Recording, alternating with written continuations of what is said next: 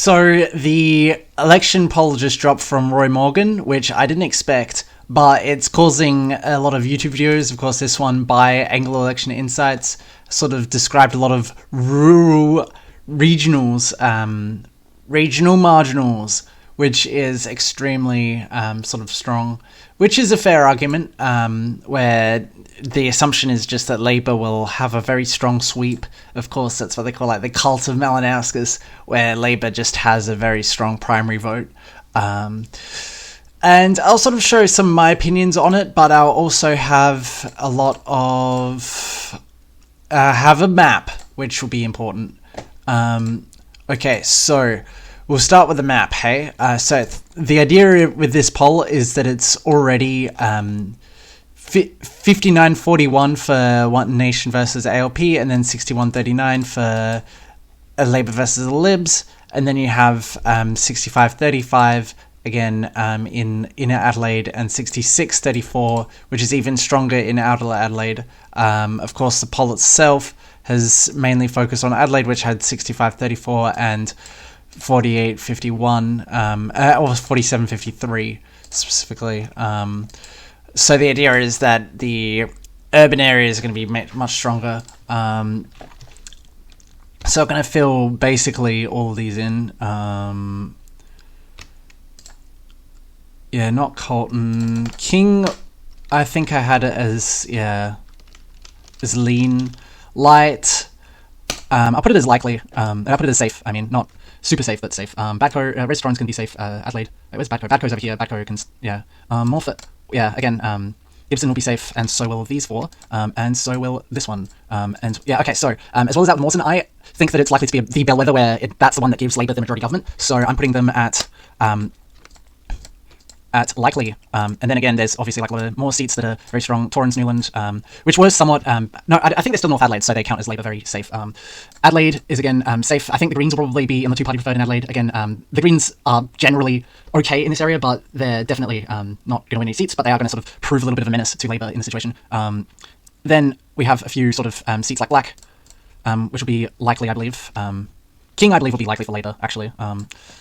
And so yeah, we have what we have 26, which means that, yeah. Okay, so that's Labour winning government, but now we get into the more important seats, which is the rural marginals. And of course, what we can see from the rural marginals is that, I mean, okay, so is that there are a few seats which just have so much space to give for the Liberals to lose them. Those are notably Flinders, which is over here. They had a Liberal getting 46% of the vote, even with a very strong independent, even with like a lot of these sort of, even in a position that was already a Labour landslide in like a general sort of sense. Now it's a Labour landslide sort of contained in the city, so it's likely that it's likely that the Liberals get second place, and then there'll be problems with preferences, with everyone preferencing each other, and so thus I'd probably give Flinders to the Liberals with a floor margin. The Liberals should win that one, but they should also win the state of Chaffey. Chaffey was extremely strong for Liberals, 54%, even with a strong One Nation, but it wasn't super strong, but it was strong enough to sort of, like, even if the Liberals lose 20% of the primary vote from here, One Nation will still not win because Labour will preference the Libs.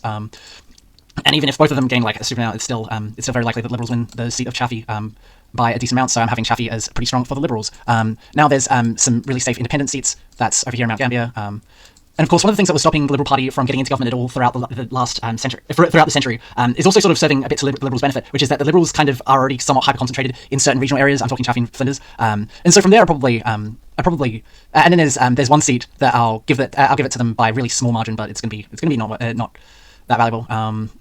But then, okay, there, and then Cavell goes independent, and then we have now One Nation likelies. One Nation likelies, I think Hyson will go to One Nation with a likely margin. That's probably Hyson is probably where I think One Nation will be the strongest in. It was one of the states that SAS was going for, and so it has a very strong sort of third-party vote. And from there, it's also very rural, and so One Nation has a pretty strong area in Hyson. With Hammond, I don't think the Liberals are going to get into the top two. It's likely going to be a left wing versus Pauline Hanson's One Nation, and then from there, it's even though the Liberals are somewhat unreliable in preferencing One Nation, we still have the poll that says that One Nation does beat Labour more than it beats the Liberals in that region. So I'm actually of the opinion that okay, so we'll start with Stuber. And from so in my opinion from this poll, it's likely that a huge amount of seats will like end up toppling to One Nation, and that's sort of course that's kind of indicative of a 28% margin and then a 33% margin in rural areas. in regionals and rurals. Of course, we have Schubert, which I think will go to One Nation because Liberal leaders generally end up trailing their own vote. So often people don't like the Liberal leader. People like the Liberal leader less than they like the other Liberals because they think these guys are like kind of international shills. And that's a fair argument to make, but it's still very hurtful to the leaders. And so yeah, that's the leadership is often like a poison chalice in that situation. Of course, in my opinion, Vincent Tarzia should have probably kept in the running so that he could have, because then he loses his seat, but a bunch of these other seats keep on being held.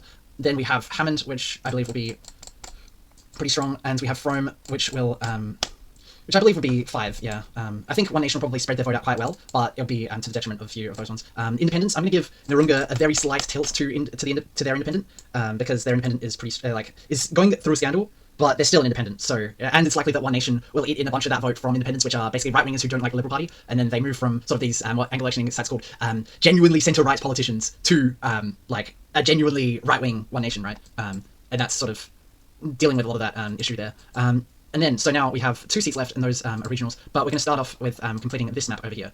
We have Colton, which I believe is a floor margin for Labour, or actually I believe it's lean Labour, because the Liberals are very strong along like sort of bougie people, like a lot of people who are very affluent.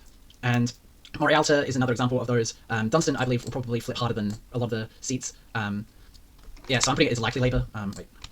Likely Labour. Hartley, again, another one of these sort of urban seats that will likely flip very hard. Morialta, another one of these seats that will flip really hard, but I think it will flip a bit less hard than usual. And then you get to Unley, Waite, and Bragg, which will be a bit less, are still urban, but they're much more sort of like south urban, and so thus they're a bit less strong. Again, you have Elder. Elder was Bellwether, but now we have, and it's still Bellwether. It's one of the Bellwethers with likely Labour. And then we have Davenport, which I believe will probably still be a Bellwether, probably a bit less Labour than Bellwether. Because it does have like Happy Valley, for example, which is often quite unpredictable. And so yeah, you have very strong positions. Only I believe Labour will probably flip it, but it'll probably be a bit less than what most people expect it to be flipped by.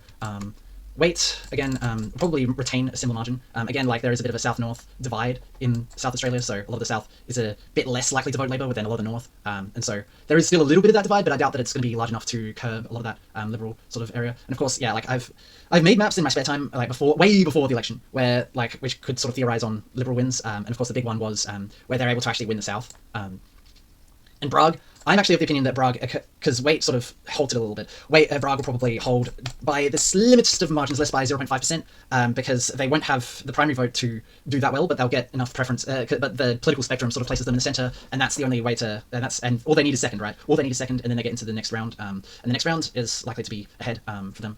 Now we get into the very, very, very difficult seats to determine, that is MacKillop and Finnis. MacKillop, I'd say, is very hard to determine, because it's somewhat safe for the Libs, it's thematically very, very strong, but they have both an independent and One Nation running, and the independent is, I don't think the independent's that strong, but the One Nation, but it's likely that he'll end up preferencing One Nation. Oh, MacKillop is likely to be Liberal from these numbers, but then like the amount of like stuff that's gonna be lost. I think I'm gonna change my opinion on Chaffee down a little bit.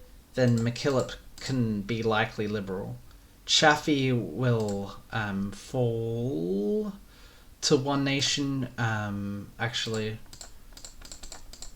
but it'll be very close. Yeah, it'll be a recount margin one, and of course with that one again, even with that, One Nation's the Liberal Party's popularity is just so down the gutter that it's likely that Labour will preference One Nation, and that One Nation will preference Labour, and that they'll sort of work together to win the seat of Chaffee, or that or like One Nation does really well going up into these areas, and then not so well going down to these.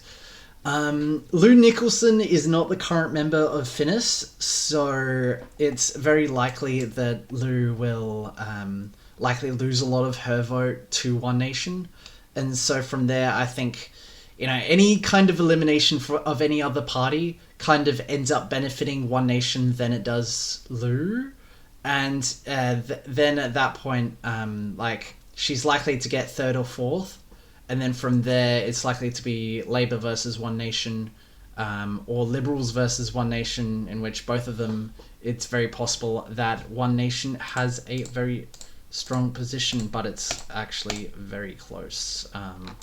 So I'm putting it under tilt, yeah, tilt. Yeah, so here's my map. It is 3, 4, 6, and 34. I'm very confident about Schubert going One Nation. I'm somewhat confident about Hyson going to One Nation, as much as I am with Chaffee. Like, I actually, a bit less of this one, and a bit more for Schubert, probably be, and a few more for Hammond, hey? And yeah, it's likely that this will be the map. Thanks for watching. Like and subscribe.